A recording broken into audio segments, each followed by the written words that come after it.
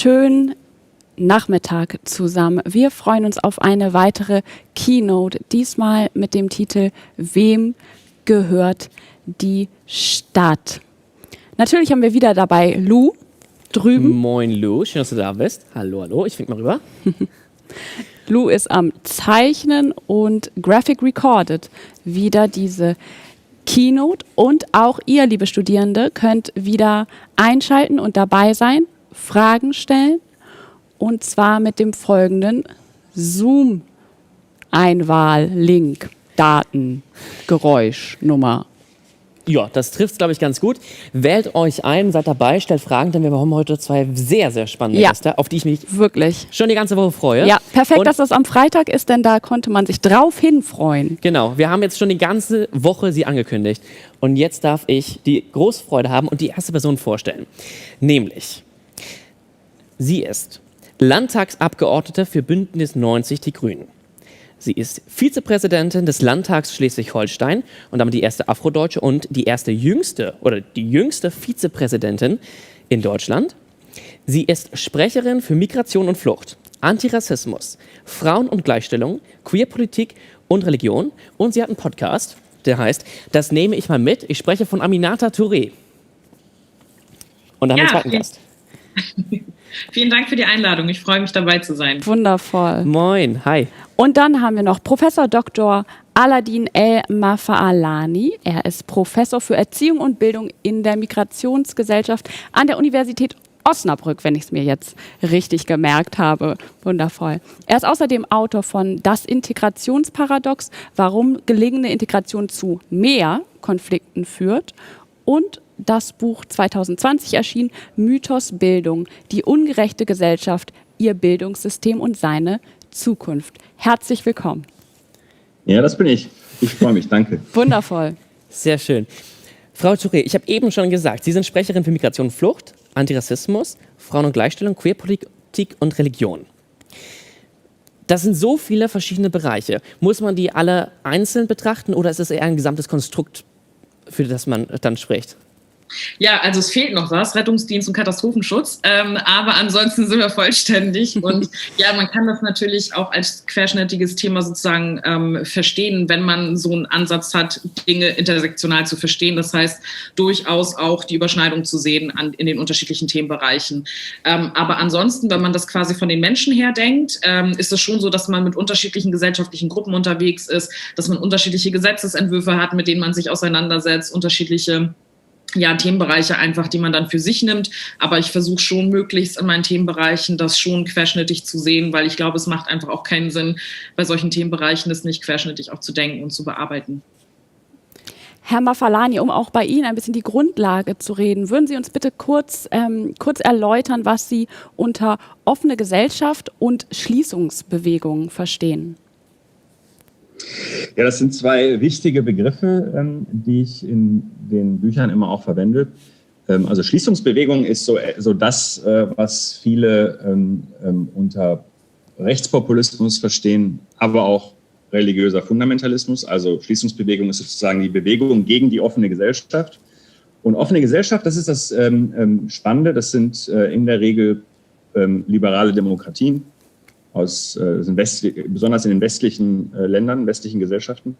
Und offene Gesellschaft, da ist ja das Entscheidende der Begriff Offenheit, kennzeichnet, dass prinzipiell alles offen sein kann. Also Identitäten, Zugehörigkeiten, Grenzen zwischen Milieus und so weiter. Alles ist sozusagen nicht festgelegt, alles ist verhandelbar. Und jetzt kommt dann eben die Pointe in den Analysen immer wieder, dass offene Gesellschaften eben ziemlich konfliktreich sind. Und je besser es klappt, so eine offene Gesellschaft zu etablieren, umso konfliktreicher wird es. Genau, das ist auch sozusagen schon im Titel Ihres einen Buches mit vorhanden. Aber vielleicht können Sie da noch ein bisschen genauer reingehen. Warum haben Sie diese These, dass mehr Teilhabe auch zu mehr Konflikten führt? Also ich mache es mit so einer Metapher. Also die Gesellschaft verstanden als ein Raum, der durchaus offen ist. Also wenn Menschen reinkommen, ist das Einwanderung, wenn Menschen rausgehen, ist das Auswanderung. Und in dem Raum selber ist es nicht einfach nur gemütlich, sondern da gibt es schon Herrschaftsverhältnisse, da gibt es Machtverhältnisse und um in der Metapher zu bleiben, da ist ein Tisch im Raum, ein großer Tisch. Wer an dem Tisch sitzt, hat das Sagen, kann mitbestimmen, kann teilhaben. Und wer so an Katzentischen sitzt oder auf dem Boden oder am Rand, hat eben nicht volle Teilhabe. Und offene Gesellschaften, das ist übrigens überall so, ne? Offene Gesellschaften zeichnen sich dadurch aus, dass der Tisch offen zugänglich ist, für alle zugänglich ist. Und das, was jetzt passiert ist in den letzten Jahrzehnten, ich würde sagen so in den letzten 50 Jahren, ist, dass sich zuerst Frauen an den Tisch gesetzt haben. Jetzt könnte man übrigens alles, was Aminatas Schwerpunkte sind, aufzählen. Ne? Es kamen immer neue Leute an den Tisch und der Tisch ist immer voller geworden. Es sind mehr Menschen am Tisch. Die Menschen sind jünger, als sie früher waren im Durchschnitt. Und sie sind so vielfältig wie in der Geschichte der Menschheit nicht. Und diese Vielfalt am Tisch führt jetzt dazu, dass viele Menschen einen schönen Platz am Tisch haben wollen. Soziologen würden das soziale Positionen nennen. Und viele Menschen wollen ein Stück vom Kuchen. Da würde man sagen, soziale Ressourcen. Und jetzt gibt es eindeutig Verteilungskonflikte. Ja, oder im Alltag gesprochen, wer glaubt, dass wenn mehr Menschen am Tisch sitzen und ein Stück vom Kuchen haben wollen, dass es jetzt gemütlich wird, muss man mal kurz überlegen, ob das wirklich erwartbar wäre. Aber jetzt kommt der spannende Punkt, wenn die offene Gesellschaft, diese offene Tischgesellschaft über einen längeren Zeitraum sich etabliert hat. Und wir haben das in Deutschland, würde ich sagen, seit 20 Jahren ungefähr. Ungefähr seit der Jahrtausendwende haben wir eine ernsthaft offene Gesellschaft. Und an dem Punkt, den ich jetzt beschreibe, sind wir jetzt. Dass nämlich nach 20 Jahren ungefähr die Menschen am Tisch sitzen und denen nicht mehr, den neu dazugekommenen, die für die Aminata zuständig ist, dass denen nicht mehr einfach nur reicht, einen Platz am Tisch zu haben oder ein Stück vom Kuchen, sondern die stellen Fragen, und es gibt für eine Gesellschaft nichts Unangenehmeres, als wenn Leute Fragen stellen, nämlich die stellen die Frage, ob das Rezept des Kuchens das Richtige ist. Ist das überhaupt der richtige Kuchen, von dem ich ein Stück kriege jetzt? Und ist die Tischordnung richtig? Ist die Esskultur hier bei uns richtig? Ist das nicht alles noch ein Abbild der alten Gesellschaft, wo nur, und daher kommt das, wo nur alte weiße Männer am Tisch saßen?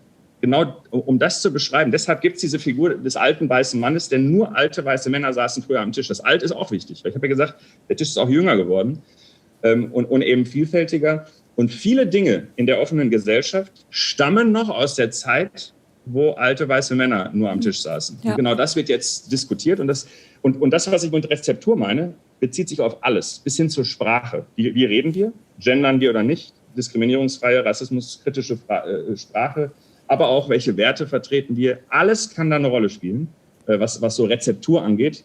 Und das ist eben offene Gesellschaft. Alles Ökonomische, eine Verteilungskonflikte steht zur Disposition, da geht die Post ab.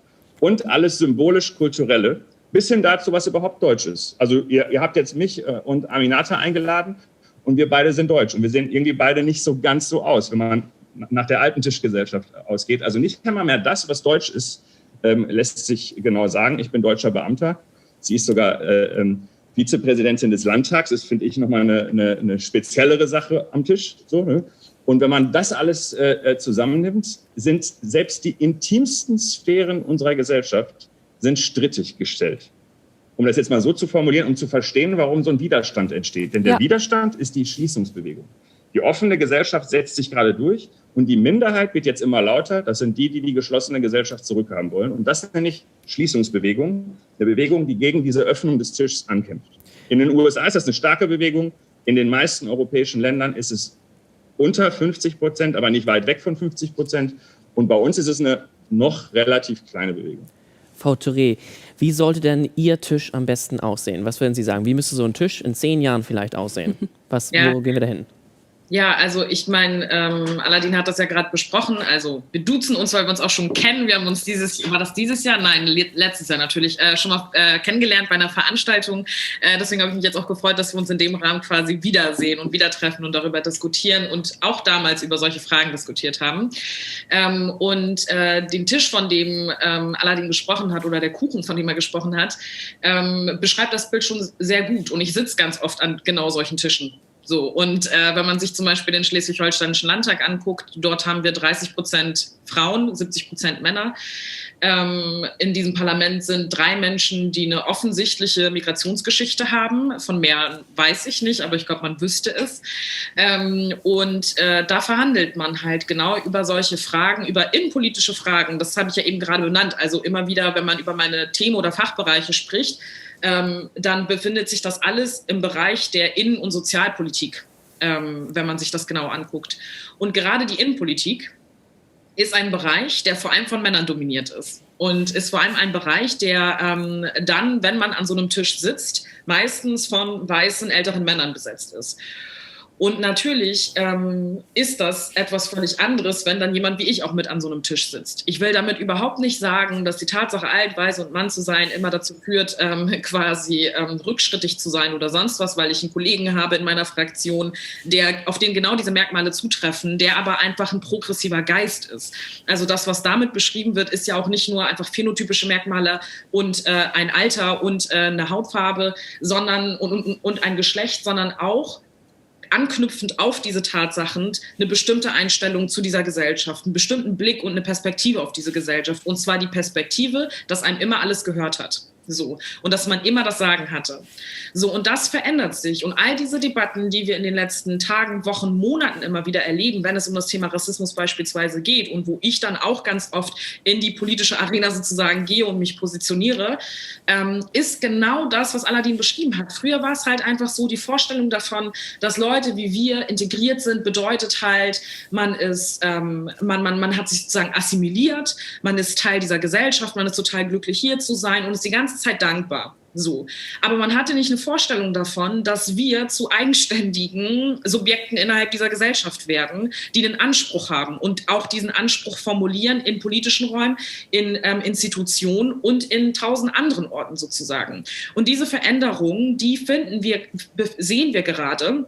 Und da, wo es viele gibt, die den Eindruck immer vermitteln, als wären wir in einer Gesellschaft, die völlig linksradikal ist, die viel zu divers ist, an denen zu viele queere Politikerinnen irgendwie in der Bundesregierung sitzen. Also das ist das, was sozusagen beschrieben wird, gerade wenn man sich zum Beispiel auf sozialen Plattformen bewegt, so nach dem Motto, diese Meinungsdominanz und die Dominanzkultur ist sozusagen das Vielfältige, das Queere, das Diverse. Und wenn man sich aber die Realität anguckt, und ich sehe sie jeden Tag, in den Räumen, in denen ich unterwegs bin, die sieht nicht so aus. Auch wenn man quasi immer wieder auch seitens von Menschen, die diese Veränderung nicht nur für positiv halten, weil es bedeutet, dass sie auch rausgedrängt werden aus diesen Räumen, dann merkt man, dass diese Wucht auch, also ich empfinde sie als wuchtiger in den letzten Monaten, Jahren, dass der Gegenstand größer wird oder der Widerstand dazu und dass es doch jetzt auch mal reicht. So, ihr habt doch jetzt schon alles, was ihr wolltet, was wollt ihr noch mehr? Und Identitätspolitik als Schlagwort, als pejorativ gemeinten Begriff in dem Moment, so, also wirklich explizit zu sagen, all diese Menschenrechtsfragen, Grundrechtsfragen von Antirassismus, von sich gegen Antisemitismus zu positionieren, sich gegen Queerfeindlichkeit zu positionieren und so weiter und so fort, auch allein abzuwerten mit dem Begriff Identitätspolitik, ist das, was wir die ganze Zeit beobachten. Damit ist halt gemeint, es geht gar nicht um den Inhalt, sondern es geht einfach nur um bestimmte Merkmale und damit profiliert ihr euch und wollt damit Kohle machen oder irgendwie bekannt werden, and that's the point. Wenn man das mal streng genommen genau sich anguckt, dann geht es um Bürgerinnenrechte. Man könnte es auch so benennen. Aber man macht das bewusst nicht, um allein schon die Bemühungen, um diese Themen zu diskreditieren. Und ich meine, gestern gab es, glaube ich, habe das zum Glück irgendwie nicht mitbekommen, ich die ganze Zeit in so einem Rausch war, weil wir parlamentarische Sitzungen haben, der Landtagspräsident krank ist, ich total viel einspringen musste, bla bla bla. Aber diese Debatte auf Twitter zum Beispiel zu Wolfgang Thierse und ehemaliger Parlamentspräsident aus dem Deutschen Bundestag, der dann irgendwie sagt, jetzt ist irgendwie auch mal gut. Da, wo man da so sitzt und denkt, you don't get to decide, was genug ist. So, und das ist das, was aufstößt. Darf ich vielleicht noch eine Nachfrage zum Tisch stellen? Ja. Noch eine Frage zum Metaphertisch. Würden Sie sagen, der Tisch sieht anders aus in Städten als in ländlicheren Regionen? Ja, also ich meine, ich lebe in einer Stadt, in einer ländlichen Region. So. Also ich bin in Schleswig-Holstein und die meisten denken immer, das ist eine große Wiese hier, aber hier leben auch Menschen mit unterschiedlichen Ansprüchen und mit unterschiedlichen Lebensrealitäten. Und ich glaube, diese Vorstellung davon, dass quasi Berlin oder ich weiß nicht, NRW irgendwie der hippe Raum ist, wo progressive Leute sind und im Rest der Republik leben nur Schafe, funktioniert halt auch nicht. Also du stellst dir genau die gleichen Fragen wie in anderen urbaneren Räumen, wie auch hier in Schleswig-Holstein. so ganz viele sagen mir zum Beispiel dann auch immer, ja, Amina, irgendwie, du gehörst doch eigentlich nach Berlin, weil da werden deine Themen besprochen. Aber ich denke so, meine Themen sind, I live here since I'm on this planet. So. Und das hat mich beschäftigt, seitdem ich denken kann, hier in Schleswig-Holstein. Genauso wie es Leute gibt, die queer sind oder sonst was. Und was man, glaube ich, mal anfangen muss zu begreifen ist, warum drängt es Menschen aus solchen Regionen in solche Ballungszentren, in solche Orte wie, ich weiß nicht, Köln oder Berlin oder was weiß ich was. Das ist, weil man weiß, man hat bestimmte Konfrontationen möglicherweise nicht, wie man es in ländlicheren Regionen hat. Und mein politischer Anspruch ist aber, weswegen ich ganz bewusst in Schleswig-Holstein auch Politik mache, hier ist es lebenswert. Ich lebe hier gerne, das ist mein Zuhause und ich möchte dieses Zuhause gestalten mit all der Vielfalt, die wir haben. So, und wenn man mich immer fragt quasi, weil ich die Frage nicht so wirklich beantwortet habe, merke ich gerade, wie dieser Tisch am besten aussehen sollte, dann ist es so, dass ich mir das so vorstelle, dass man am Ende des Tages dort so viele Menschen hat, wie die Gesellschaft auch vielfältig ist. Ich benutze ganz oft, ehrlich gesagt, ein anderes Bild als Tisch, sondern den Bus. So, weil ich zum Beispiel, als ich noch viel Bus gefahren bin, jetzt gehe ich mehr zu Fuß und Fahrrad und so. Wenn ich in den Bus gestiegen bin, habe ich eine vielfältigere Gesellschaft gesehen, als ich ausgestiegen bin und dann im Parlament war. Und im Parlament habe ich oft das Gefühl, vielleicht bin ich irgendwie voll crazy und übertreibe und vielleicht ist das alles nicht so wichtig, die Themen, über die ich spreche, und es ist gar nicht so ein Ding und so weiter, weil ich dort immer Teil einer Minderheit bin. Also zum Beispiel in der Koalition, in der ich unterwegs bin, CDU, FDP und Grüne, bin ich die einzige Person, die eine Migrationsgeschichte hat. Bin ich die einzige, die zu diesen Themen sozusagen spricht mit einer Betroffenheit und Expertise. Aber wenn ich zum Beispiel wieder rausgehe, denke ich so, nee, die Gesellschaft ist vielfältiger als das Bild, das ich hier sehe. Und deswegen bemühe ich ganz oft dieses Bild, dass, wenn ich in den Bus einsteige, sehe ich eine vielfältigere Gesellschaft als das, was ich im Parlament sehe. Das ist ja auch vor allen Dingen hier für Lüneburg sehr spannend, Frau Touré, weil wir auch genau dieses Phänomen haben. Wir sind die kleinere Stadt neben Hamburg. Hamburg ist Metropole, ist bunt, ist divers. Wir sind Lüneburg ein bisschen kleiner, mit einer Universität. Natürlich den Anspruch auch, sich genau mit Diversität auseinanderzusetzen. Gleichzeitig dann auch sofort das Umland, wo man sich fragen muss, wie es da bestellt ist. Also ich glaube, das können die Studierenden, die jetzt gerade auch zuhören und zuschauen, auch da sehr gut vielleicht in den nächsten Jahren, wenn sie hier weiter studieren, anwenden. Ich würde Sie gern fragen, Herr El-Mafalani, wie blicken Sie auf Städte? Sind Städte Orte, in denen die offene Gesellschaft oder die offenere Gesellschaft besser geprobt und eingeübt werden kann? Ja, Aminata hat es ja gerade schon beschrieben. Ich glaube, Köln hast du genommen als Beispiel, aber auch manche lieber nach Köln gehen. Ich finde es auch gut, nicht immer nur Berlin und Hamburg aufzuzählen. Und das ist tatsächlich so, dass Großstädte aus verschiedenen Gründen an sich eher zu Offenheit neigen. Aber es ist nicht so, dass wir, wenn wir uns jetzt zurückbeamen würden in die Großstädte der 1940er Jahre oder 1950er Jahre von mir aus auch oder 60er auch noch, dass es dort eine offene Gesellschaft wäre, so wie wir uns es heute vorstellen. Wir würden es in der damaligen Zeit nicht aushalten. Keine 10 Minuten. So seltsam war Deutschland damals, auch in den Großstädten, im Hinblick jetzt auf Offenheit. Ne? Aber dennoch, Großstädte haben deshalb das Potenzial für Offenheit, weil es gibt sie überhaupt nur, weil Migration stattgefunden hat. Es gibt nämlich historisch nicht den Fall, dass ein Ort gewachsen ist, weil die Menschen dort auf einmal so viele Kinder bekommen haben. Das gibt's nicht. Alle großen Städte, und ich zähle jetzt mal als große Städte, die mit mehreren 100.000 Einwohnern, da fängt's an, da hat Migration stattgefunden, sonst gäbe es die nicht. Das heißt, alleine deren Existenz basiert darauf, dass sie offen waren für neue Menschen. In der Regel waren das dann aber auch weiße Menschen, das ist auch klar, aber sie waren offen für neue Menschen. Und alleine diese Offenheit steckt schon in den Strukturen.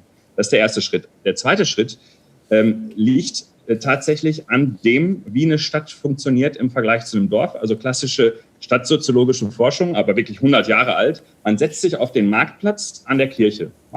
Bis heute sind ja die Städte so, wahrscheinlich auch in Lüneburg, dass da irgendwo eine Kirche ist, ziemlich zentral. Und dann ist da so ein Platz, meistens so wirklich, man merkt, dass das alt ist. Und dann setzt man sich hin und guckt sich das an. Am besten, wenn gerade der Markt ist, wenn er wirklich verkauft wird.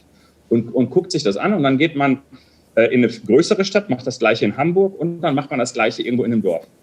Und überlegt sich die ganze Zeit, naja, die sehen alle gleich aus, die Menschen, also ähnlich aus. Das sind halt Menschen, die reden alle auf Deutsch und so. Ne? Das sind viele Ähnlichkeiten. Was ist eigentlich der Unterschied?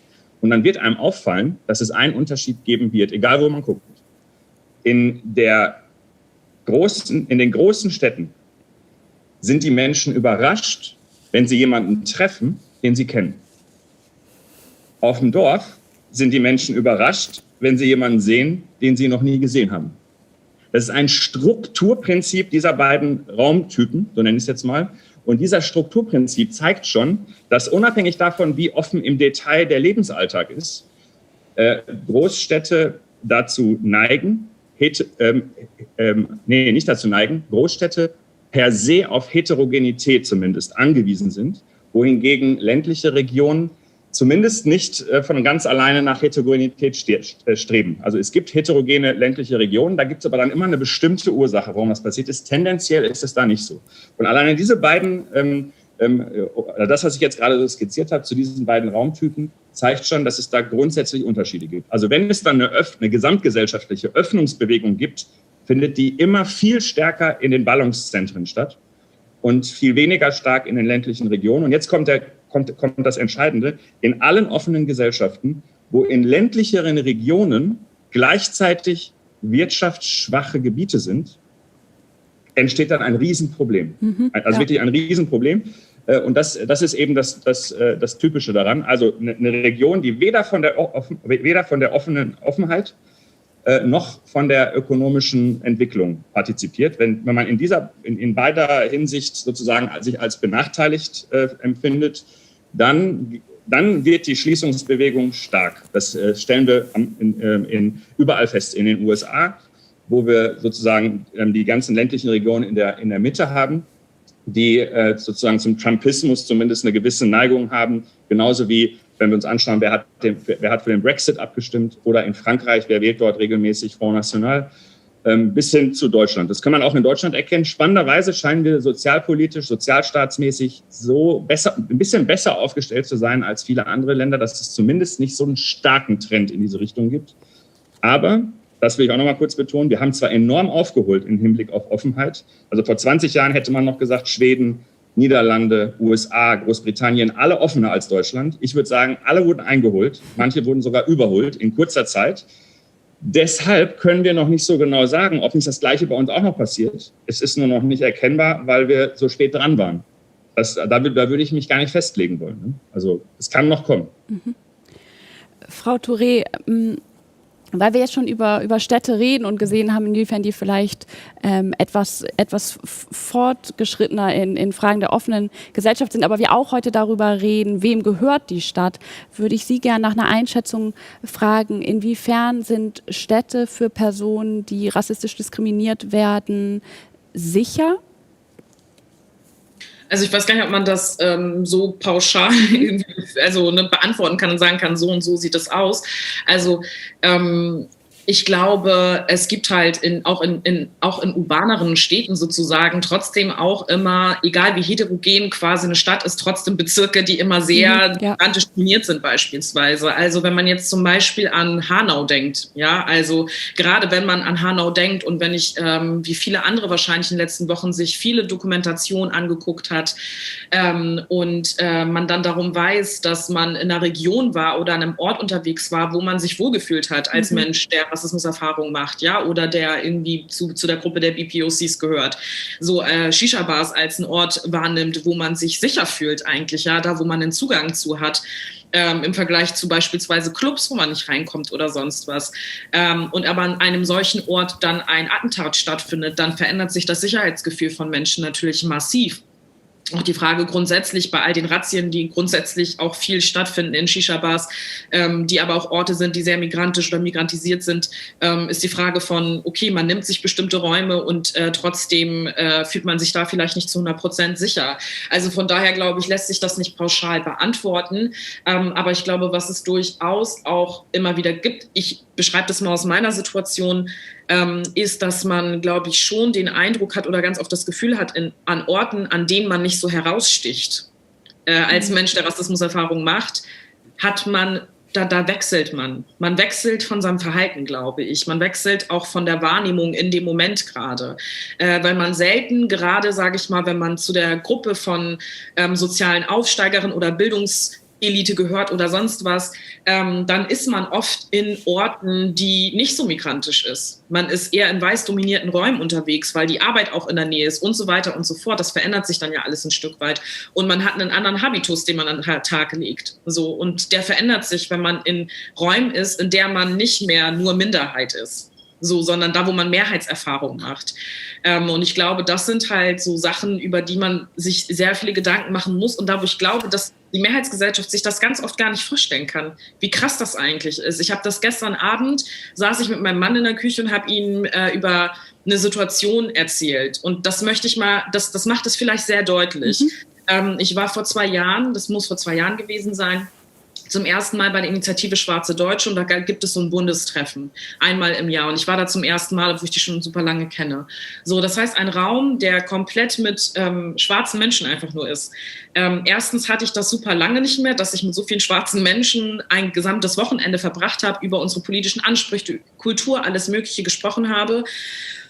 Und ich habe mich total befreit gefühlt, habe ich in dem Moment gemerkt, weil ich gemerkt habe, die Anspannung, sich immer anzupassen an die Mehrheitsgesellschaft oder die Mehrheitsgesellschaft empfindet mich als bedrohlich als schwarze Frau in einer Gesellschaft oder empfindet mich als irgendwie absonderlich oder guckt mich ständig an oder sonst was, war an diesem Wochenende nicht gegeben. Man war sozusagen isoliert an diesem Ort.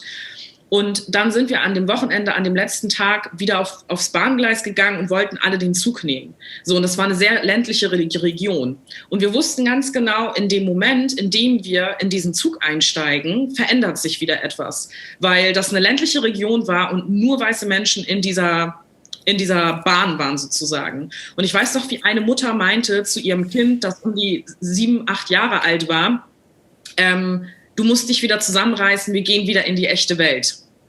So, weil es weiß ganz genau, die Mutter weiß ganz genau, dass die Sanktion für das schwarze Kind in der Bahn lauter und aggressiver zu sein, eine andere Sanktion erfahren würde als ein weißes Kind beispielsweise.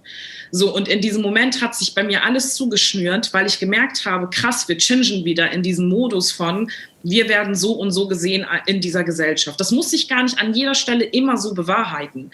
Aber dieses subtile Gefühl, dieser White Gaze, der immer auf einem drauf ist sozusagen, mit dem man quasi durch die Welt schreitet, der wurde in dem Moment, in dem wir in diese Bahn eingestiegen sind, wieder aktiviert, sich anzupassen. Und dann gab es kurze Zeit später eine Veranstaltung dann hier in Kiel, organisiert vom Kollektiv Afrodeutscher Frauen. Und dann haben wir über schwarze Geschichte gesprochen, über die feministische schwarze Geschichte in Deutschland. Und dann saß eine Frau in dem Raum und die sagte dann, wir waren alle total empowered, haben uns einen Film von Audre Lorde und Maya Jehmann geguckt und so weiter und waren so, yeah, cool, irgendwie, dass das alles passiert. Und dann saß da eine weiße Frau, die wirklich auch bereit war zu lernen und sich weiterentwickeln wollte und so weiter. Saß dann da drin mit, ich weiß nicht, 80% schwarzen Menschen, 20% irgendwie alles Mögliche.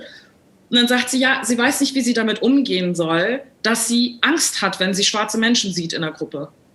Und wir saßen da als schwarze Gruppe zusammen, waren total getroffen von dieser Situation, aber wir wussten alle, dass wir wissen das. Wir wissen das, dass wir als Gruppe als bedrohlich wahrgenommen werden.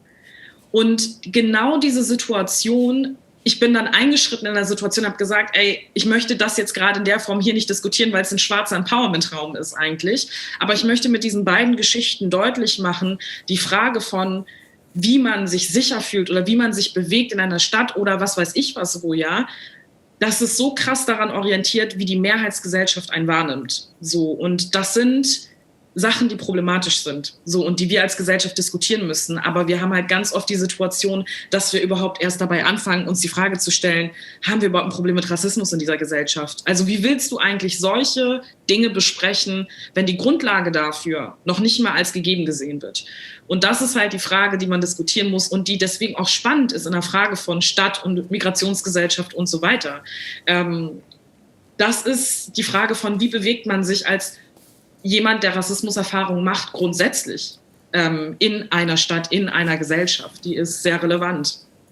Ich möchte an dieser Stelle aber ganz herzlich nochmal unsere Studierenden einladen, natürlich im Zoom-Raum auch nochmal sich einzuloggen und Fragen zu stellen. Wir blenden nochmal die Zugangsdaten ein und würde gerne nochmal Frau Thurin nachfragen. Es scheint, dass wir so viel über vielfaltsorientierte Öffnungsprozesse schon wissen oder dass wir wissen, dass wir irgendwie immer dieselben Fragen wiederholen. Wieso fällt es uns dann so schwer, dieses Wissen anzuwenden? Ja, also ich glaube, das Problem ist, dass es teilweise gar nicht als Wissen gesehen wird. Also es wird eher als ein Gefühl wahrgenommen. Also all dieses Wissen um Migration, Antirassismus und so weiter und so fort. Viele Leute, die keine Lust haben, sich damit auseinanderzusetzen, aber an Schlüsselstellen in unserer Gesellschaft sind, die nehmen das nicht als Wissen wahr. Also die Auseinandersetzung oder die politischen Diskussionen, die ich teilweise zu diesen Themen habe, ist, dass Menschen sich nicht vorbereiten, wenn wir über solche Themen sprechen. Weil sie denken, sie können mit einem Bauchgefühl in so eine Veranstaltung reingehen oder in so eine Diskussion reingehen oder über eine Gesetzesveränderung reingehen. So, das würdest du in dem Bereich von, wir verändern jetzt mal irgendwas wohnungsbaupolitisch, dir gar nicht anmaßen. Das würdest du dir nicht anmaßen, ohne Wissen, ohne auch mal ein Buch aufgeschlagen zu haben, mal einen Artikel gelesen zu haben, dir mal ein paar wissenschaftliche Texte durchgelesen zu haben. Das würdest du dir nicht zutrauen. Und das ist, glaube ich, das Problem ein Stück weit. Also es fängt schon dabei an, empfinden wir es überhaupt als Wissen, all das, was wir darum wissen. So, und ich glaube, das verändert sich aber trotzdem gerade in unserer Gesellschaft, weil auch eine super krasse Entwicklung einfach stattgefunden hat. Also es geht viel mehr in den Mainstream sozusagen, das ganze Wissen darum. Und das ist eine extrem gute und positive Entwicklung, aber das führt halt auch genau zu diesen Reibungsprozessen, von denen Aladin vorhin erzählt hatte. Ja, also wir beanspruchen hier jetzt was. Ja, wir haben jetzt mal die Audacity zu sagen, so stellen wir uns das mal vor. Das entwickelt sich gerade so. Und deswegen bin ich hoffe, ich werde in meinem Leben niemals zynisch sein. Ja, ich bin immer guter Dinge, dass die Dinge sich nach vorne bewegen und du trotzdem Situationen hast, in denen es Rückschritte geben wird. So, aber dass der Zug trotzdem in Richtung nach vorne fährt, sozusagen, davon bin ich fest überzeugt und lässt sich an vielen Stellen ja auch historisch belegen. Auch wenn es immer wieder Rückschritte geht, ich glaube, insgesamt geht es nach vorne.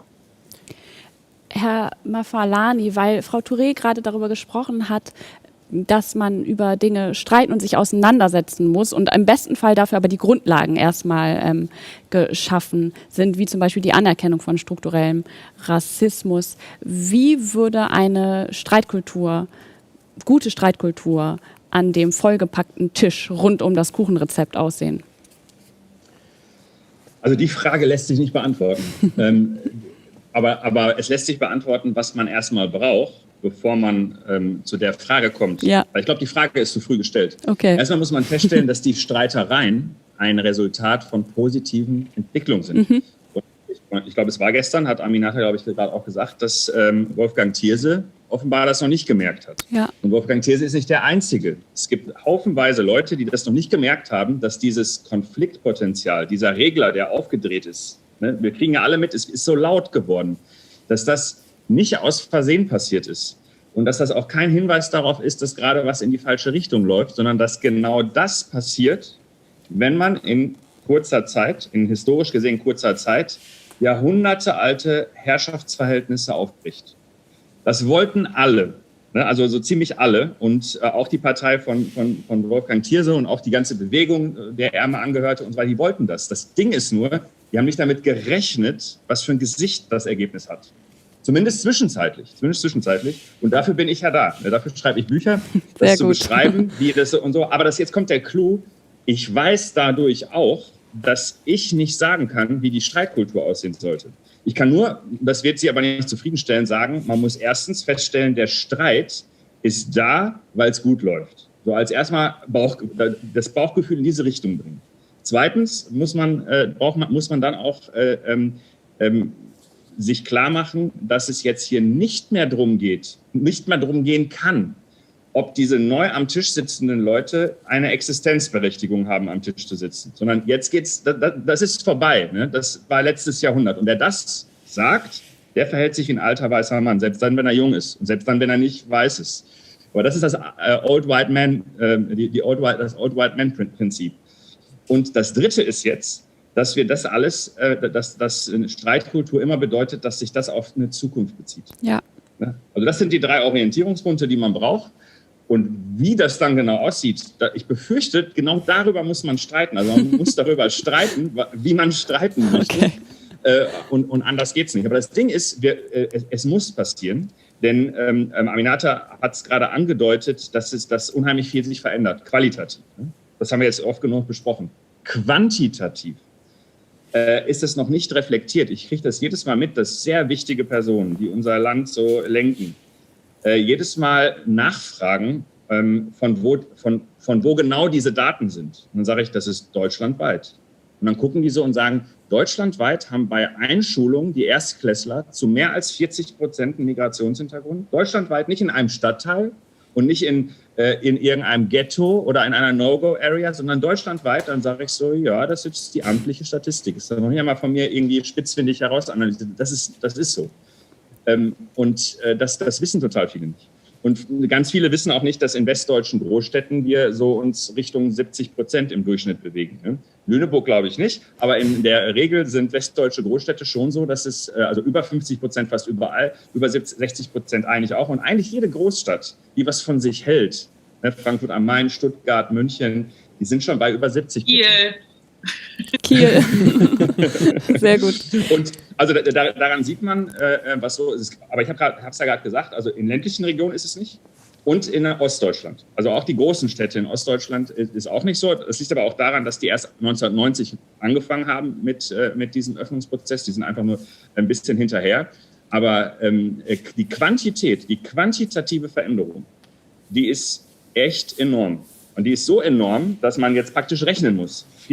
Deutschlandweit über 40% der Erstklässler haben einen sogenannten Migrationshintergrund. Jetzt warten wir, also die sind alle Pi mal Daumen 5, 6 Jahre alt. Das heißt, wir warten 20 Jahre, dann sind die alle auf dem Arbeitsmarkt. In 20 Jahren. Hätten wir jetzt die Zeit zurückgedreht, wie war es vor 20 Jahren? Ne, wie ist es jetzt und wie ist es in 20 Jahren? Dann merkt man, was Sache ist. Das heißt, wir haben eine qualitative Veränderung. Das drückt sich durch Streit aus und dadurch, dass die Menschen nicht auf dem Boden sitzen, sondern am Tisch. Aber wir haben auch eine qualitative, das heißt, die Gesamtzusammensetzung der Menschen im gesamten Raum hat sich verändert und wird sich weiter verändern. Und das bedeutet, dass wir jetzt wirklich uns zusammenreißen müssen, ne? Also das Ganze auch als wissensbasierte Sache sehen. Das ist wirklich komplexe Forschung und das ist auch etwas im Übrigen, wo man wunderbar auch Effekte sehen kann. Also auch sehen kann, wie es in anderen Ländern, wie es hier und. Also lange Rede, kurzer Sinn. Wir haben quantitative und qualitative Veränderungen, die sich unterschiedlich ausdrücken in verschiedenen Regionen, besonders zwischen Stadt und Land. Und deswegen macht es so einen Sinn, das gerade unter dem Oberthema, das Sie hier haben, zu besprechen. Ja. Sie haben jetzt sozusagen die Metaebene reingebracht, wir müssen über den Streit streiten und inhaltlich müssen wir aber sicherlich auch weiter streiten. Und Sie haben gesagt, es geht in die Zukunft, also darum geht es eigentlich, zu gucken, wo wollen wir hin. Dann würde ich Sie gerne noch fragen, was sind denn Dinge, die Städte, ich weiß, Sie sind jetzt kein Politiker, Sie sind Soziologe, aber trotzdem aus der Sicht, was können Städte denn jetzt ganz konkret zum Beispiel, was Bildung angeht, was Institutionen angeht, was Orte angeht, vielleicht auch was Gestaltung, Stadtgestaltung und Bau sogar angeht, jetzt anfangen zu verändern, damit das Streiten und das sich auseinandersetzen leichter und möglich wird in den nächsten Jahren?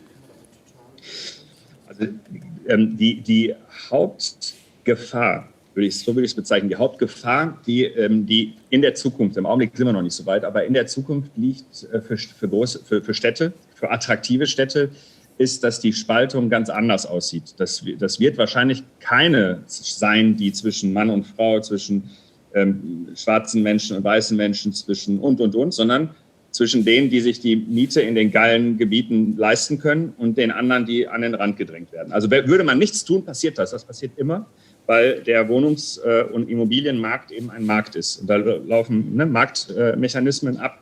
Und das muss man verhindern. Denn streiten kann man ja überhaupt nur, wenn man sich begegnet. Ja. Und Orte zu schaffen, in lebenswerten Quartieren, wo man sich begegnet und die Themen bespricht. Das ist im Übrigen das Beste. Also sobald sich Menschen sehen, und zwar nicht nur einmal, sondern mehrmals, benehmen sie sich. Ne? Und je seltener sie sich sehen, zum Beispiel bei Twitter, desto eher benehmen sie sich nicht. Die ganzen Jahrhunderte, Jahrtausende anthroposophischen Grundlagen unseres zwischenmenschlichen Verhaltens funktionieren am besten, wenn wir uns mehr als einmal sehen. Wenn wir uns sicher sind, den sehe ich morgen wahrscheinlich wieder oder übermorgen zumindest. Und deswegen vor Ort klappt das am besten. Und jetzt kommt's, in ländlichen Regionen gibt es total viele Zwänge. Ne? Da beobachten sich die Leute, da ist es sehr konservativer und so. Das heißt, wenn man es schafft, sich regelmäßig zu begegnen, wie auf dem Land, aber in einer Großstadt zu sein mit einer total diversen Bevölkerung, und nicht das Portemonnaie alleine entscheidet, wer um mich herum wohnt, dann hat man die beste Voraussetzung dafür, dass es so richtig saftigen Streit gibt, aber einen, den man dann richtig konstruktiv nutzen kann. Also so gedacht. Ne? Wohingegen, sobald es so polarisiert ist, dass die Leute nicht mehr miteinander reden, das schaffen manchmal Algorithmen, aber manchmal auch, wie wir es in den USA sehen, geografische Verzerrung, dann fängt es an, echt fies zu werden. Weil am Ende brauchen wir eine Regierung oder einen Oberbürgermeister oder und so weiter. Ne? Und wenn die Leute überhaupt nicht mehr miteinander zu tun haben, dann wird die Mehrheit die Minderheit bekämpfen.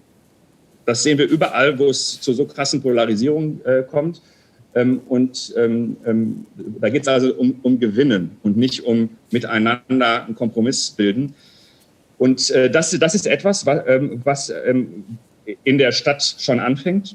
Und nicht nur anfängt, sondern die Städte sind sozusagen die Flaggschiffe von offenen Gesellschaften.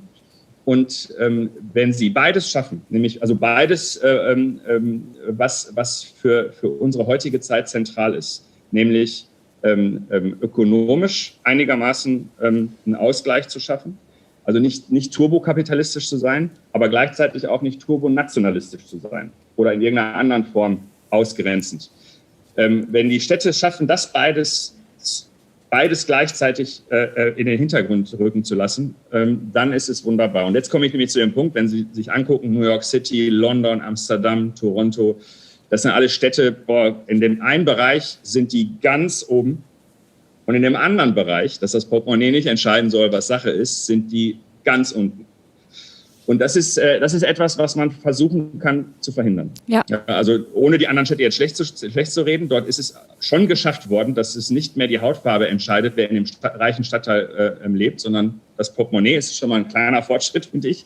Aber am Ende sollte alles betrachtet werden, also auch die ökonomische Schieflage. Frau Touré und dann gern auch nochmal Herr Mafalani, wenn wir uns wiedersehen würden, sei es in diesem Setting oder im anderen, worüber wollen Sie sich mit uns streiten? Oder worüber können wir uns streiten? Keine Ahnung, über alles Mögliche. Ich streite eigentlich den ganzen Tag, das ist mein Job. Sehr schön. Ich bin echt offen für alles Mögliche. Ich dachte, ich soll auch was zu dem Punkt sagen, den er gesagt hat, deswegen habe ich mich sehr gemeldet. Gerne auch Können noch Sie das. aber auch gerne machen, unbedingt. Wir haben anscheinend keine Studierendenbeteiligung leider heute. Das ist aber ganz einfach zu erklären. Und zwar sind wir den 3. Tag mit jeweils 3 Sendungen am Tag unterwegs. Ich glaube, Sendung Nummer 12 innerhalb von 2,5 Tagen gerade. Und ich vermute, die hören wahrscheinlich 1A zu, aber die Hände auf den Partizipationsknopf kriegt keiner mehr. Ich glaube, dass sich auch viele Fragen gerade einfach jetzt erst bilden. Oder das. Genau, und deswegen müssen wir uns wiedersehen. Oder wir haben das alles so grandios erklärt, dass einfach keine Fragen... Keine Nachfragen. Die Erstsemester fangen gerade an zu studieren und haben schon sofort keine Nachfragen mehr. Oder? Aber vielleicht kann man das nochmal ganz kurz... Genau, Frau Touré, Sie wollten nochmal einen Punkt drauf eingehen, was Herr Mafalani eben gesagt hatte. Ja, also ich musste halt gerade über Stadtgestaltung nachdenken und wer wo wohnt und womit es was zu tun hat sozusagen. Gerade als es um diesen Punkt ging, wer entscheidet über so eine Stadt? Ne? Also da ist man halt auch wieder bei dem Punkt, wer sitzt am Tisch? So. Und wenn man sich Kommunalpolitik anguckt, wo viel entschieden wird über eine Stadt, dann hat man da in der Regel nicht die durchmischte Gesellschaft oder diverse Gesellschaft dort am Tisch sitzen, sondern viele Leute, die quasi auch die Machtstrukturen von Politik verstanden haben, die einen Zugang dazu haben, die das in 35. Generation machen und da, wo man schon weiß, irgendwie auch der Uropa war irgendwie quasi da und so ist das halt, dass man Kommunalpolitik macht sozusagen. Und dann werden Entscheidungen für so eine Stadt getroffen von einer sehr homogenen Masse sozusagen. So, und wenn ich jetzt zum Beispiel an meinen Wahlkreis denke oder an die Stadt, in der ich groß geworden bin, Neumünster. Dort haben wir eine Erstaufnahmeeinrichtung für Menschen, die auf der Flucht waren. Du hast einen sehr hohen migrantischen Anteil von Menschen, die dort leben, aber auch sehr viele Menschen, die finanziell halt einfach nicht so viel Kohle haben und du irgendwie in Schleswig-Holstein immer diese Stadt immer so darstellst als absoluten Problemort. So Neumünster, voll heftig, voll schlimm und so weiter und so fort. Und ich bin da aufgewachsen und das war für mich halt immer mein Zuhause und ich fand es immer schön und ich fand es immer gut so. Ich freue mich immer, in dieser Stadt zu sein. Und ich habe irgendwann mal, auch gerade so aus linken Kreisen, denen ich irgendwie politisch eigentlich ganz oft sehr nah war, irgendwann mal gefragt, so, warum redet ihr eigentlich so über diese Stadt? So, also warum ist diese Stadt so verteufelt? Und es gibt auch viele Neonazis in der Stadt und so weiter und Nazi-Kneipen, dafür ist Neumünster auch bekannt. Aber du hast halt auch eine widerständige Zivilgesellschaft, die sich auch dagegen positioniert. So, und da, wo ich mir mal die Frage gestellt habe, warum redet ihr eigentlich so über diese Stadt? Und das hat halt viel was damit zu tun, dass es eine krass migrantische Stadt ist. Dass es eine Stadt ist, da wo viele Leute leben, die keine Kohle haben. So. Und das fand ich schon, oder das finde ich sehr spannend quasi, dass das so diskutiert wird. Und die Tatsache, dass es so ist, hat viel damit zu tun, dass es politische Entscheidungen gab, dort Erstaufnahmeeinrichtungen hinzupacken, dass die Leute, wenn sie dann Aufenthaltsrecht haben, dann auch in der Nähe bleiben oder auch in der Nähe bleiben müssen. Ja, also politische Entscheidungen wie Wohnsitzauflagen und so weiter. Und dann 15 Jahre später sind es die gleichen, die sagen, wir haben hier irgendwie so Quartiere, die sind nur migrantisch. So, weil die Leute sich dann meistens, weil sie dann den Abschluss, den sie aus der Heimat hatten, zum Beispiel nicht mit hernehmen konnten oder nicht anerkannt worden ist, in Jobs haben, bei denen sie nicht super viel Kohle verdienen, in die Nähe des Ortes ziehen, wo sie dann in der Asylunterkunft waren. So, und dann ist aber die Frage, warum haben wir hier so eine Ghettoisierung? Warum haben wir hier irgendwie Parallelgesellschaften sozusagen? Also Debatten, die ja immer noch geführt werden, da wo ich immer das Gefühl habe, ich dachte, die haben wir im letzten Jahrhundert gelassen sozusagen. So, das heißt, die gleichen Leute, mit denen du dann diskutierst darüber, dass es ein Problem ist, sowas wie Wohnsitzauflagen, die begrenzten Möglichkeiten, was Zuwanderungspolitik angeht und Asylpolitik und so weiter und so fort, mit denen diskutierst du über das gleiche Phänomen der Parallelgesellschaften. So, und das ist halt eine kurzsichtige Art und Weise des Umgangs mit einer Gesellschaft, die so vielfältig ist. Und das führt dann halt genau zu diesen Situationen. So, und dann hast du auch noch die Situation, dass die Leute gar nicht erst wollen, dass in der Nähe eine Erstaufnahmeeinrichtung ist. Dann heißt es, in Neumünster hatten wir diese Debatte. So, wenn wir jetzt die Erstaufnahmeeinrichtung noch größer machen, dann heißt es ja, dass die Grundstückpreise der Häuser drumherum, die sinken dann. Dann will hier niemand mehr wohnen. So werden die Debatten geführt, so, weil da Leute leben mit Fluchtgeschichte. So. Da dort, wo wir aufgewachsen sind, in den Asylunterkünften in Neumünster, da hat man uns hinterhergerufen, da wohnen die scheiß Asylanten. So, also so verpestet sind diese Orte und verschrien, dass die Leute, die was auf sich halten, auch wegziehen von solchen Orten. Und dann hast du halt diese Situation, wenn du raus bist aus diesem Status von, ich habe hier irgendwie Asyl beantragt und kann jetzt irgendwie dauerhaft hier bleiben, ziehe ich komplett woanders hin, wo ich quasi Teil der Minderheit bin, oder ziehe ich irgendwo hin, wo auch die ganzen anderen Leute, die quasi den nächsten Schritt gegangen sind, ja, die da bleiben dürfen und da aber leben und da, wo es sozusagen dann so Multikulti ist, ziehe ich dahin. So, weil ich eigentlich auch nichts anderes kannte sozusagen. Weil wenn ich drüber nachdenke, wann habe ich so den ersten ernsthaften Kontakt zur deutschen weißen Gesellschaft gehabt?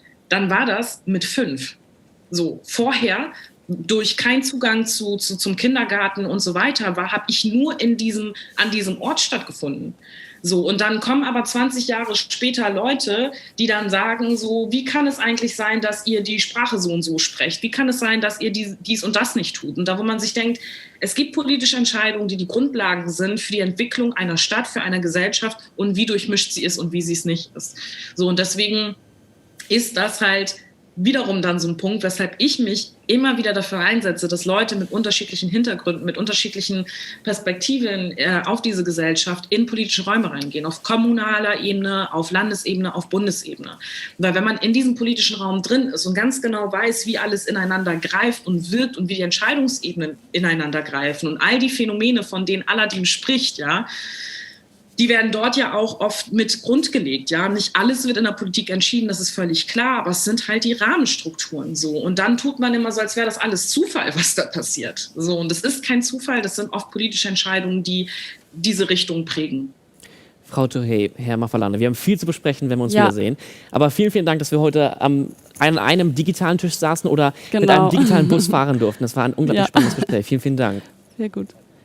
Vielen Dank und auf Wiedersehen. Dankeschön. Danke auch. Ich danke auch. Bye bye. Tschüss.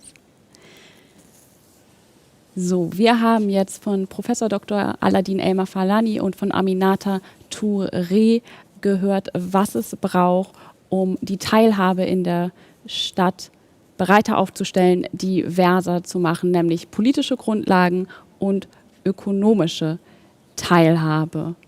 Und jetzt gehen wir weiter Richtung Zukunft, nämlich zum Zukunft Stadtmagazin. Das findet in wenigen Minuten hier um 17 Uhr statt.